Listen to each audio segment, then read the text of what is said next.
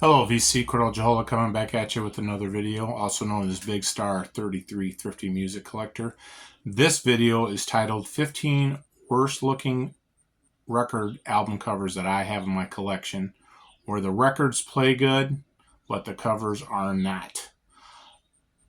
As I went through it, I do have one in here that's the record's really not in good shape, my number 5, but it's so hard to find, I just kept it in there. So, everybody has their own definition of what's bad, but these are, like I said, these are albums that I have where they're usually the first original pressing or the second one, and it's just really hard to find. And sometimes, and I didn't pay an arm and a leg for them so that I can add to them. A great thing to do to always look for record covers is when you go to the music stores, ask them if they have any.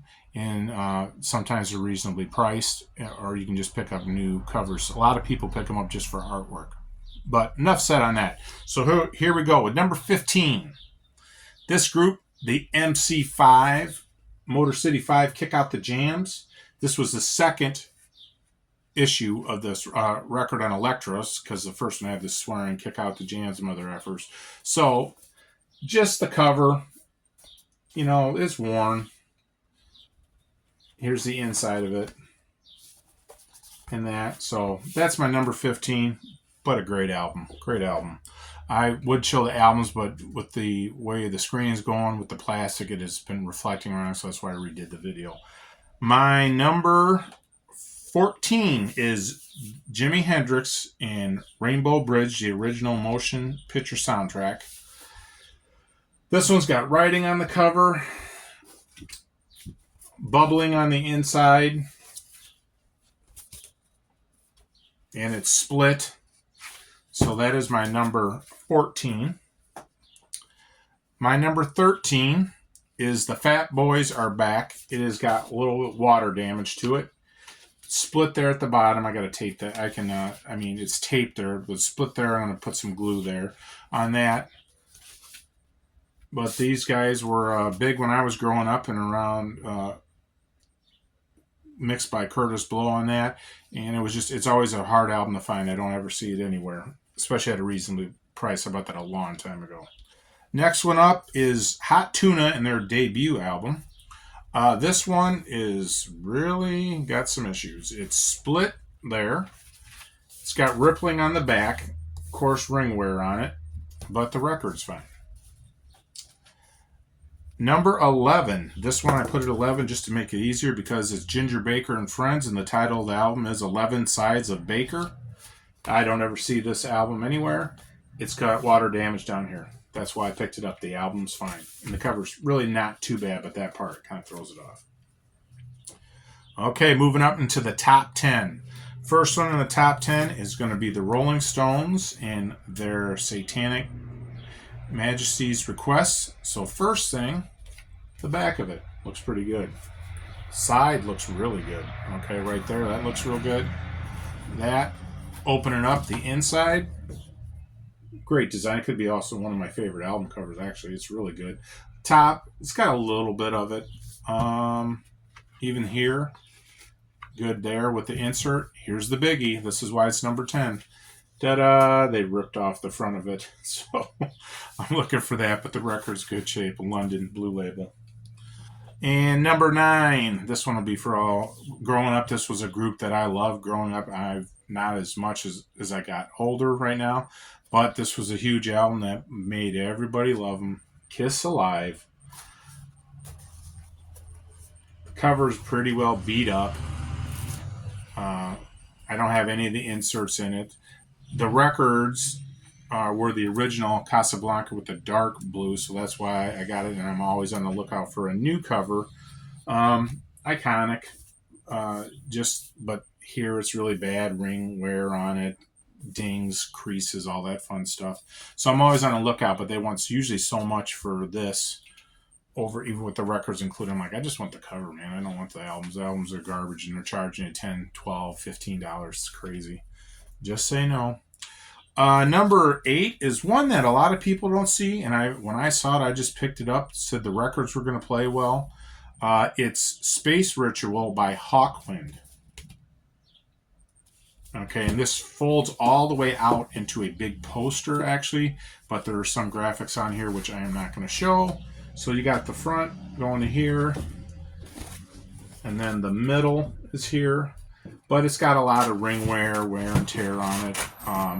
But it's just such a, it's, you know, an iconic album, and it's really hard to find, so that's why I picked it up. But this is my number 8.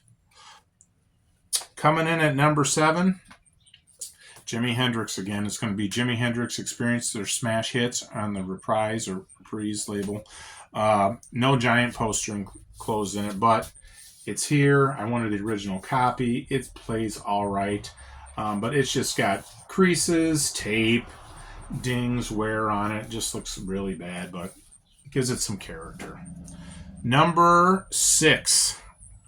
This is a reissue because they produced it on their own label. It is the Rolling Stones and it's Exile on Main Street, but this one is in pretty bad shape. I don't want to open it up anymore there. It's going to look like it's going to split. The back is okay. I really don't want to bend it there. And then here, split right there. I'm going to get some glue to try to get that right.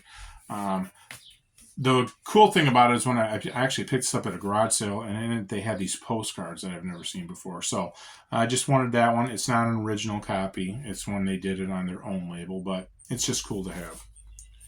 So that's number 6. Okay, here's my top 5 and number 5. I know it's an iconic cover. This, Rolling Stones, Sticky Fingers. Missing this. Really trash there. Split down. Not too bad on the inside here on that, but goes through. Waiting to try to find that one, but I picked it up for like $1. It's got 3 p.m. written on the back of it, and it's got Marty written on the front of it. And it's got ring wear, obviously, there, and a little bit of, looks like a little bit of water damage. But picked it up. It's kind of hard to find. In good shape, obviously. My next one is The Temptations Anthology. This was a 3 LP set by Motown, but it is in just horrible condition, the cover. Moldy, wet spot, you know, watermark there, all the way through. And I can never find that album anywhere within a reasonable price when I go looking out for it. So it's got water damage all the way through. The sides, okay, but that is my number 4. Number 3. This could actually be number 1. It goes back and forth. These two can kind of flip-flop. But number 3, I'm going with Gene Clark of the Byrds, his solo album, White Light. This thing is here. All right. The front cover is ready to bubble off. The back of the cover is ready to bubble off. It's got more waves in it than at a beach right now. And then up here, this is not too bad. The record is just really hard to find. And I picked this up at Half Price Books outlet store for like $2. And I never see it anywhere, so I picked it up. It was originally bought. I found this in there. It's always interesting when people leave these things in here. They paid $5.99 for it in November 13th, 1979 from Co-op Records. They had a chain of Co-op Records. There's still one open in Illinois that I know of, and it's in the Moline. It's in Moline. It's the only one I know of. The rest of them were Wisconsin had 2, Iowa had several on that, so it's kind of cool on that. So that Gene Clark is number 3. My number 2, her most iconic album, I Love Rock and Roll, Crimson and Clover, the cover she did on that. And this is an original issue. That's the reason why I bought it. But here it's Joan Jett and the Blackhearts. And here is the cover. Creases, tape, rip right in the middle of her hair at the top. It's still together there, which is surprising. Tape on the bottom, tape on the side. It is just in really bad shape, but the record plays, so that's why I bought it. That could be some people's number 1, and I don't see it like that. And here's my number 1. One that I never see. I was going through a thrift store, Goodwill actually, and the design just kind of, jumped out at me. Didn't know what it was, but the cover just looks so rotten, and it is rotten. It should be thrown away. And it just smells because it was been in a damp basement. It's King Crimson's Lizard, and this thing is a disaster. The record is pretty good, plays well, but you never see it. It was an original copy.